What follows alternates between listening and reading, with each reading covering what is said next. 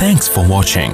Don't forget to like, comment, share and subscribe to Mufti Tariq Masood, famous scholar. تو اللہ نے حکم دیا یہ کرو، یہ نہیں کرو، یہ کرو، پھر والدین کی فرما برداری کرو. جو جتنا قریبی ہے اس کا حق اتنا زیادہ. گورا ان چیزوں کو نہیں مانتا. وہ کہتا ہے کسٹمر کا حق سب سے پہلے. ایئر ہوسٹس کہتی ہے کہ جہاز میں جو پیسنجر بیٹھے ہوئے ہیں ان کا حق سب سے، بولو نا، پہلے. ان سے سب سے زیادہ اچھے اخلاق سے بات کرنی ہے. ایئر ہوسٹس کو کبھی گالی گلوچ میں دیکھا آپ نے؟ کیا ہو گیا؟ کبھی جہاز میں جا رہے ہو، آپ نے بٹن دبایا چائے دے دیں، وہ کہے گی ایکسکیوز می چائے ختم ہو گئی، بس یہی کہے گی نا ابھی نہیں ہے، ابھی سیٹ بیلٹ باندھے ہیں، ابھی جہاز نیچے اتر رہا ہے، ابھی چائے پانی کا ٹائم ختم. تمیز سے بولے گی. آپ نے پھر کہا نہیں مجھے تو چائے چاہیے، پھر بولے گی بھائی دیکھیں ایکسکیوز می آپ سے ہم نے گزارش کی. پھر آپ نے کہا جی مجھے نسوار چاہیے، مجھے پان چاہیے، کچھ بھی کہہ دو، ایکسکیوز می کر کے پتلی گلی سے نکل جائے. یہ نہیں ہوگا تیری ایسی کی تیسی تو، اور اس کو نکالو، جہاز روکو سائڈ پہ لگاؤ، جیسے بس میں ہوتا ہے نا. بسوں میں تو ہم نے دیکھا ہے، وہ گڈی نو سائڈ تے لاؤ، بندے نو اٹھا، چلو یہ نکل باہر یہاں سے. اور بسوں میں تو بعض دفعہ کھائی میں بھی گرا دیتے ہیں، سنا ہے. ایئر ہوسٹس کے اخلاق سے ہمیں سیکھنا چاہیے کہ اخلاق انسان کے، بولو بھائی، کیسے ہوتے ہیں. اب جو ایئر ہوسٹس کے اخلاق ہیں، اللہ یہ کہتا ہے کہ ان اخلاق کو 3 سے ضرب دے کے ماں سے اس اسٹائل میں بات کیا کرو. بہت مشکل ہے سمجھانا. جب اپنی ماں سے بات کرو تو جس اسٹائل میں ایئر ہوسٹس تم سے بات کر رہی ہے نا، اس اسٹائل کو 3 گنا، بولو، بڑھا دو. اس میں 3 چمچ چینی کے اور ڈال دو. جتنی شکر اس نے اپنی زبان میں ڈالی ہے آپ سے بات کرنے کے لیے، اس شکر میں 3 چمچ اور ملا دو. ہو رہا ہے اس پہ عمل؟ بولو نا بھائی.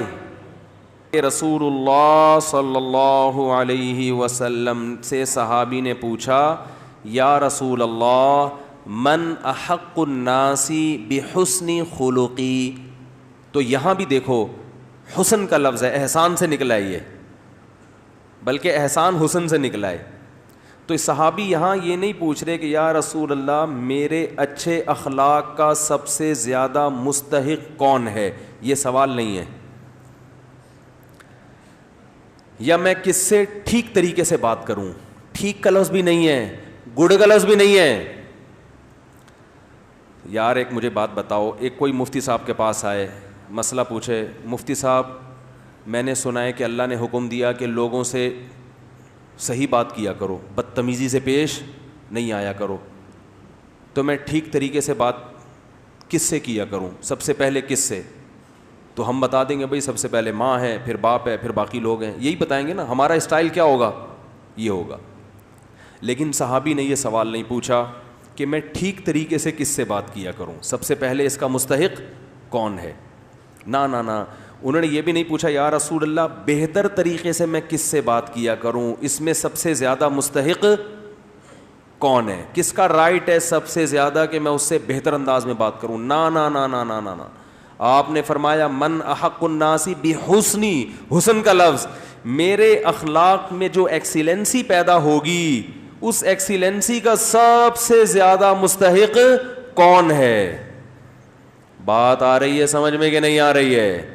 یعنی آج کے زمانے میں جو اسٹائل ایئر ہوسٹس کا ہوتا ہے شاید ہم اس کو ایکسیلنٹ کہہ سکتے ہیں، اس کو شاید، کیونکہ اس سے اچھے اخلاق کی کم از کم مجھے تو مارکیٹ میں کوئی مثال اب تک، ہم نے بسوں میں بھی سفر کیا ہے، ٹرینوں میں بھی سفر کیا ہے، اور اللہ بھلا کرے جہازوں میں بھی کیا ہے، گاڑیوں میں بھی کیا ہے، کار میں بھی کیا ہے، ہر طرح سے کشتیوں میں بھی کیا ہے. تو جو عملہ سب سے اچھا اخلاق والا ہمیں ملتا ہے وہ کہاں ملتا ہے؟ بولو نا، جہاز میں. اور سب سے زیادہ بدتمیز عملہ کہاں ملتا ہے؟ بسوں میں. پیشاب کے لیے گاڑی رکوا لو, پیشاب رک جاتا ہے آدمی کا ٹینشن سے, وہ اتنی ہارن بجا رہا تھا, پاؤں پاؤں بجا رہا ہوتا, بیٹھ بھائی. نماز کے لیے رکوا لو, سب ایک جیسے نہیں ہوتے. نماز کے لیے بعض دفعہ روکنا مشکل ہو جاتا ہے, نماز ہی نہیں پڑھنے دے رہے ہوتے, تو پھر اپنی عزت اسی میں ہے کہ آپ ڈرائیور سے تمیز سے بات کریں. W11 میں سفر کرو, کنڈکٹر کو دیکھا, ایکسکیوز می پلیز تھوڑا سا کرایہ دے دیں آپ. کبھی دیکھا آپ نے کنڈکٹر کو W11 میں؟ ہے بھائی, گھسیڑتا رہے گا بندے. اخلاق دیکھو, جگہ نہیں ہے بھائی, پاؤں بس پوری یوں ہوئی ہوئی ہے, اس کی الائنمنٹ کی ایسی کی, میں نے کہا نا کام کا بیڑا غرق. ایک کام کا طریقہ یہ بھی ہوتا ہے, بس کا بیڑا غرق کر دیا, وہ یوں جھکی ہوئی ہے پوری ادھر کو, آدھی پبلک چھت پہ بیٹھی ہوئی لٹک رہے ہیں, کھڑکیوں سے بندے گر رہے ہیں, مگر کنڈکٹر گھسے گا, ایک سے بھی ایکسکیوز, اتنی ٹینشن دے کے بھی ایکسکیوز نہیں کرتا. حالانکہ تمہیں تو 2 رکعت نفل توبہ کے پڑھنے چاہیے لانڈھی پہنچنے کے بعد نا. تمہیں تو یا اللہ میں نے جو مسافروں کو جو غم دیا, میں نے جو دکھ دیا, میں اس پہ تجھ سے معافی مانگتا ہوں. کیسے دھکا دے رہا ہوگا, اور بھائی ادھر سے, اور حیرت کی بات ہے ادھر سے گھستا ہے اور اگلے گیٹ سے نکل آتا ہے, جگہ ہے نہیں, سب سے کرایہ لے, اس کی جیب کبھی نہیں کٹتی, سب کی کٹ جاتی ہے حالانکہ سب سے زیادہ پیسے اس کے پاس ہوتے ہیں. تو بزنس, یہ جیب کتروں کا بزنس بھی سائڈ میں چل رہا ہے ان کا, اس پہ بھی کمیشن. سب کی بات نہیں جو میرا بیان سن رہے ہیں ان کے علاوہ. تو میری جہاں تک جو میں نے دیکھا ہے, سب سے اچھے اخلاق جہاز کے عملے کے ہوتے ہیں. تو ہم اس کو آج کے دور سے کہہ سکتے ہیں کہ وہ ایکسیلنٹ ہوتے ہیں. وہ الگ بات ہے وہ ان کی نیت کیا ہے, لیکن ظاہری لحاظ سے بہرحال بہت اچھے اخلاق ہوتے ہیں. تو اب ہم مثال, ہمارے پاس ایئر ہوسٹس کے علاوہ کوئی مارکیٹ میں اتنے اچھے اخلاق کی ملتی نہیں ہے سفر کے دوران. تو دنیا بھی ایک مسافر خانہ ہے. تو اب حدیث کا مطلب کیا ہوا, صحابی نے پوچھا یا رسول اللہ, میں اپنے اخلاق میں جو ایکسیلنسی پیدا کروں تو اس ایکسیلنسی کا سب سے زیادہ مستحق کون ہے, یعنی سب سے زیادہ میٹھے انداز سے بات میں کس سے کروں. آپ یوں بھی کہہ سکتے ہیں آج کی زبان میں, جب میں بات کسی سے کروں تو اس میں شکر گھولوں میں, تو سب سے زیادہ چینی اور سب سے زیادہ شکر کس سے بات کرتے ہوئے اپنے کلام میں گھولوں. بات آ رہی ہے سمجھ میں؟ آپ صلی اللہ علیہ وسلم نے فرمایا, امک, پوری کائنات میں سب سے میٹھے انداز سے اگر تم نے بات کرنی ہے تو سب سے زیادہ رائٹ یہ کس کا ہے, تمہاری, بولو نا, ماں کا.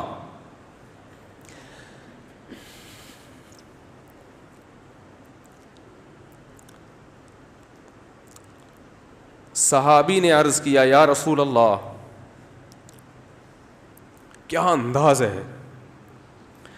فرمایا ثم من, ثم کا مطلب ہوتا ہے اس کے بعد, ثم من, یا رسول اللہ ماں کے بعد دوسرے نمبر پر میٹھے انداز سے, اچھے انداز سے بات کرنا کس کا حق ہے کہ میں اس سے اچھے انداز سے بات کروں. ماں کے بعد, ماں کا تو پتہ چل گیا, دوسرے نمبر پہ جو میں سب سے بہترین اور مٹھاس کے ساتھ بات کرنی ہے, اخلاق میں ایکسیلنسی پیدا کرنی ہے, ماں کے بعد دوسرے نمبر پہ کون ہے وہ. تو آپ صلی اللہ علیہ وسلم نے کیا جواب دیا, فرمایا امک, ماں کے بعد دوسرا نمبر بھی کس کا ہے, بولو بھائی. کیا عجیب انداز ہے. حالانکہ یہ عام عرف کے مطابق جواب سوال کے مطابق, بولو بھائی, نہیں ہے. مجھ سے اگر کوئی پوچھے کہ سب سے بڑا حق کس کا, میں کہوں ماں کا, وہ کہ اس کے بعد کس کا, تو میں کہوں ماں کا, وہ کہے گا میں اس کے بعد کا پوچھ رہا ہوں, اس کا تھوڑی پوچھ رہا ہوں. تو یہ سرسری نگاہ سے دیکھا جائے تو یہ بلاغت والا کلام نہیں ہے, یہ غلط کلام ہے اگر سرسری نگاہ سے دیکھا جائے. کیونکہ ہم پوچھ رہے ہیں کہ اس کے بعد. ماں تو پتہ چل گیا, ماں کے بعد اس کے علاوہ بتائیں آپ. لیکن نبی دوبارہ کس کا نام لے رہے ہیں؟ یہ سرسری نظر میں یہ کلام بلیغ نہیں ہے, لیکن حقیقت میں یہ بلاغت کے اعلی معیار پہ پہنچا ہوا کلام ہے. کیونکہ بات کو دل میں اتارنے کا اس سے بہتر طریقہ نہیں ہو سکتا تھا کہ ماں کے بعد دوسرا نمبر بھی کس کا ہے؟ ماں کا. اس کا مطلب کیا ہے کہ ماں کے بعد اگر تم یہ سمجھتے ہو کہ کسی سے بہت ہی میٹھے انداز میں بات کرنی ہے تو یہ حق دوبارہ ماں کو دے دو. دوبارہ کس کو دے دو؟ صحابی نے پھر پوچھا, یا رسول اللہ ثم من. دیکھو صحابی کا انداز بھی کیا ہے, وہ چونکہ ان کو یہ تھا کہ مجھے ماں کے علاوہ اب چاہیے کہ کون ہے, اور نبی نے دوبارہ کس کا نام لے لیا؟ ماں کا. لہذا صحابی نے پھر اپنے سوال کو ریپیٹ کیا, کیونکہ وہ یہ سمجھتے تھے کہ مجھے میرے سوال کا جواب نہیں ملا. تو انہوں نے تیسری دفعہ پوچھا, یا رسول اللہ ثم من. یا رسول اللہ تیسرے نمبر پہ کون ہے؟ تو آپ صلی اللہ علیہ وسلم نے فرمایا امک. تیسرے پہ بھی کون ہے؟ بولو بھائی. یہ ہیں ویمن رائٹس. یہ کیا ہے؟ یہ جو بے شرم لوگ حقوق نسواں اور عورتوں کے حقوق کے نام پہ الو بنا رہے ہیں نا, ان کی باتوں میں مت آیا کرو. ان کا مقصد صرف عورت کو کپڑوں سے آزاد کرنا ہے اور مرد کی دسترس سے آزاد کر کے مرد کے مقابلے میں لا کے مرد کا دشمن بنانا, تاکہ مرد عورت سے محبت کرنا چھوڑ دے, اس کا حق دینا چھوڑ دے.